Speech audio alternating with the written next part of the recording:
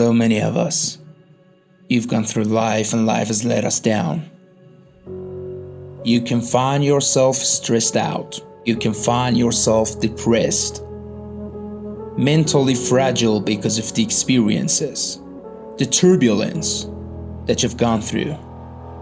I know what it's like to barely hold on, to barely feel like you're breathing, and barely feel like you can come up for air. Look up.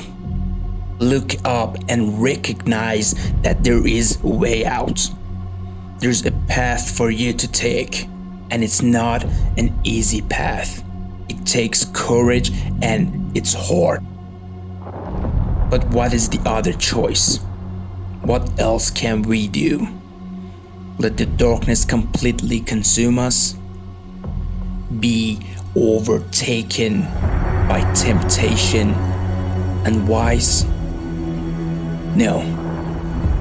Do not accept that. You can triumph over these dark forces. You can become better. You can be better. Growth is faster and deeper during your darkest days. Through that separation, through that unemployment, through that tragedy, through that loss, and maybe you've been knocked down in your life and it seems like, hey, the fight is over. It's not over unless you quit.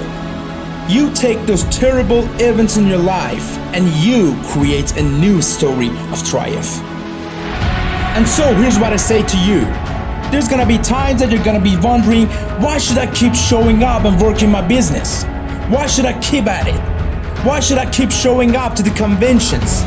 Why should I picking up the phones and making the phone calls? And what I want to remind you is that you gotta show up for your life, regardless of the circumstances. You gotta show up in spite of naysayers. You gotta show up in spite of the conversation going on in your mind. You gotta show up for your life, because if you don't, nobody else will. If you lose the job, keep the faith.